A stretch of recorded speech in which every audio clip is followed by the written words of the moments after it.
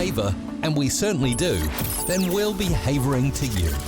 Keep it here on 87.9 Haver FM. This was a couple, a farmer and his wife, who had a wee bit farm near Auchtermuchty, and they were a hard-working pair.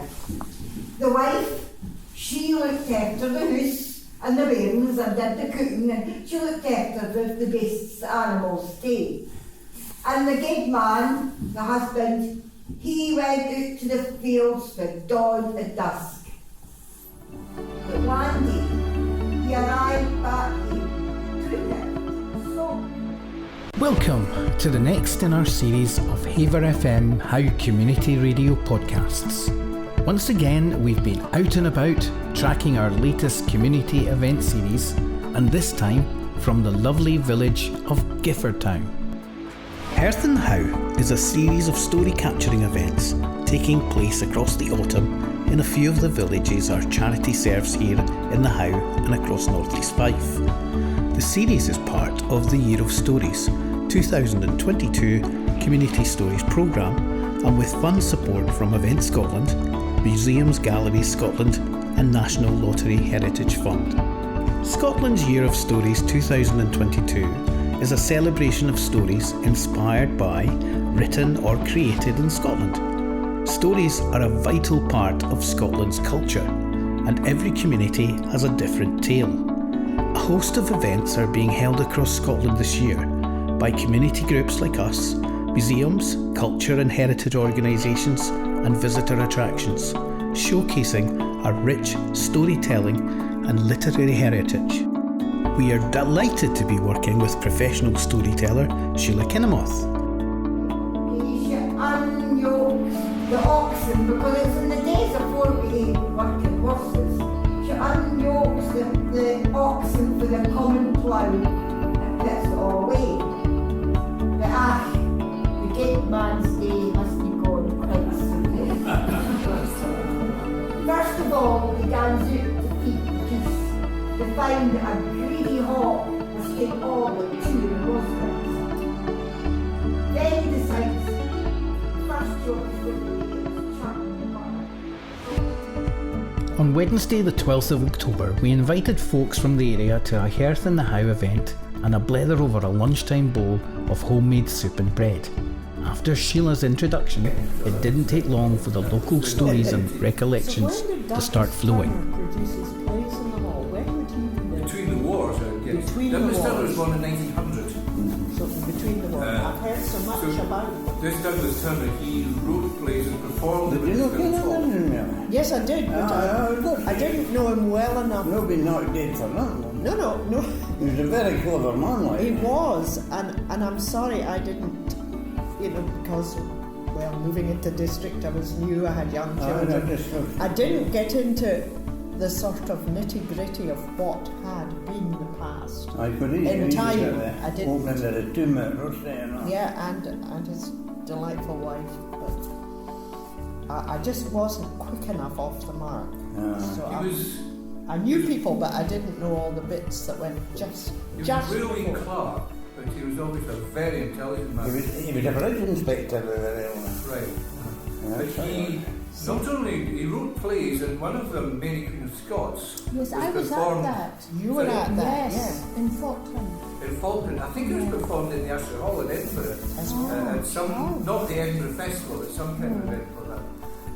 And that was presumably a fairly serious one. But another one, which I think I might even have a script for it, was called the Annual Flower Show or something like that. Don't get excited. Well, there was a Sunday school held here afternoon, and I remember one time my mother was short of change or whatever, and we had to go and walk up to the stage there and put our donations in, and I didn't have any money, so I just went up, and there was no plot because there was no coin. It was very embarrassing. I think I remembered that most. But it was the old school, wasn't it? But it's a very long time since this was a school. It was only a school, I think, for a fairly short period of time. And I don't know if it was... Yes, it was a school. But we're talking about the 19th century. I don't think there was ever a school in the 20th century, Kelly. No. But No. the school had a roll of 150 pupils or thereabouts. And they can't possibly all have got into this hall here. Because apart from it, they were incredibly dangerous because the heating was on a stove. Right.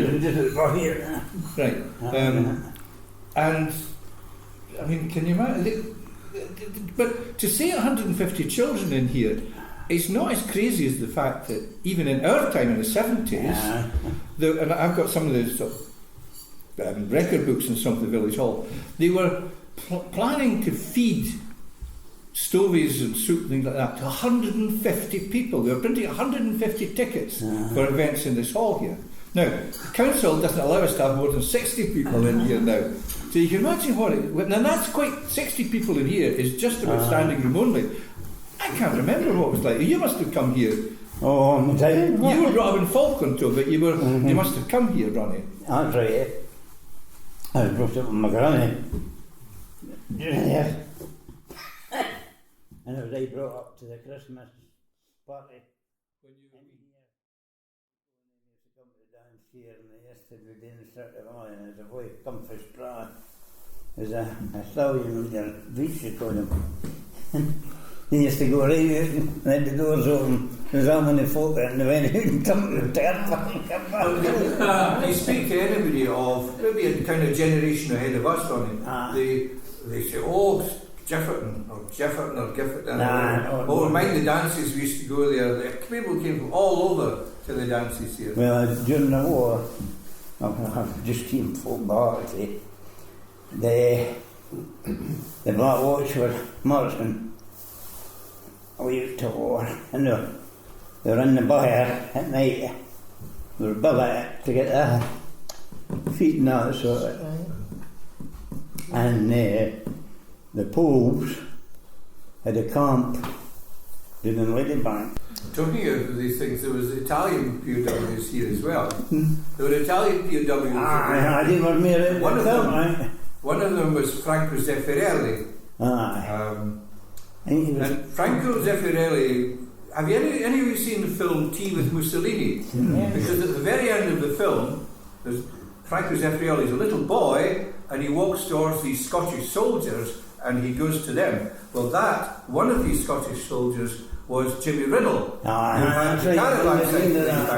Jimmy Riddle, who was salt of the earth fifer, he was a lifelong best friend of Franco Zeffirelli. And Franco Zeffirelli used to come to Ladybank sometimes for a holiday, and Jimmy Riddle, who incidentally, Jimmy Riddle's best friend was a man called John Thomas.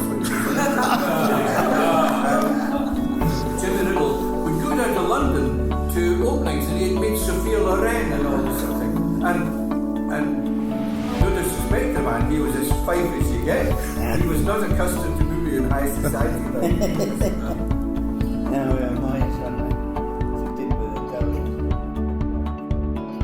Doug Whiteman, along with his wife Jan, moved to the village in 1974. As the local GP, now very happily retired, Doug has witnessed more than a few changes in village life over the years. I found time to interview Doug about the importance of the local village hall to community well-being. It was originally a church building because there was a church at Charlottetown which in the late 19th century moved down to Ladybank, but the hall remained, and it was originally, as far as we can back, it was originally a school, then it became a church hall used for Sunday schools and so on. Then it seems to have fallen into abeyance, and after the First War, when a lot of young men came back from the war, I suppose they wanted to have a place where they could play sports and games, and they set up the Giffordtown Recreation Club, and they raised money through personal subscriptions and raffles and various dances and things like that. I don't know where they had the dances if they didn't own the hall, because it was owned by the church. But they bought it from the Church of Scotland for the princely sum of £70. When you take that and translate that into modern money, it's still ridiculously cheap. I mean, probably about 150 quid. No, about 1,000, not much more than £1,000. Anyway, and it's been maintained, looked after by the community ever since. and we have a fairly active scene with all sorts of different events. As I mentioned earlier, we're showing a silent film on Friday night, next Friday night, and other events. We have a small number of us, a writing group in the village. So in the next month we're having what's called a Readers and Writers evening, where the writers read some of their own material, and other people who've got stories or poems or something that they just like and want to recite do so. We did that for the first time last year and it was very successful. I bought your book. Did you? Oh, right, okay. Put my money in. Thank you very much. So how important for a community like this is it having... Without this hall, I don't think you couldn't really call this a community, because it is the centre of everything, because there's nowhere else for the community. But it's a very small community. I mean, within the Giffordtown Community Council official district, we reckon there's about 85 households and about 180 individuals. So it's a small community, and that makes some things difficult. Raising funds, for example, can be difficult. We're supported to a little extent by the Community Council and Fife Council as well, but everything else has to be paid for out of raising our own funds and running our own events. And how difficult a challenge is that with a 100-year-old hall and heating costs? Well, the 100-year-old hall makes it very attractive. People like coming here because it's really quite unique in Fife. But you raise the question of heating costs, and the answer is we have lost 2 of our regular users because we've had to put up a cost of running the hall to what seems like a very high. It's twice what it was 2 years ago. So I think that the next few months is actually very interesting.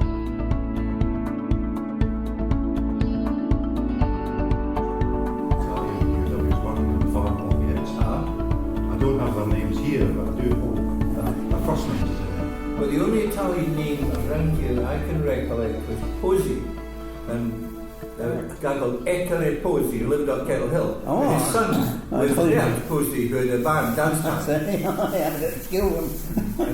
Danced about Pozzi. And his family's still around, but he and his wife, they're long gone.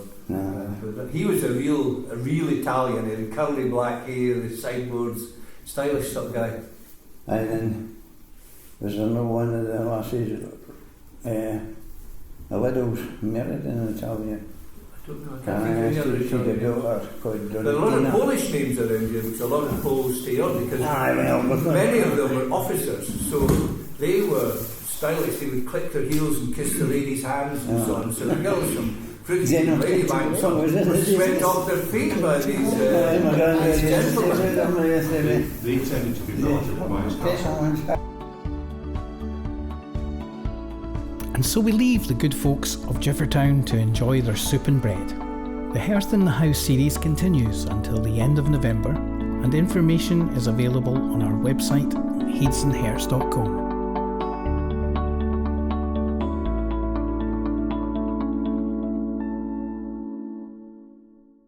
Hever FM, Howe Community Radio, is supported by the Fife Communities Mental Health and Wellbeing Fund through Fife Voluntary Action and the Scottish Government.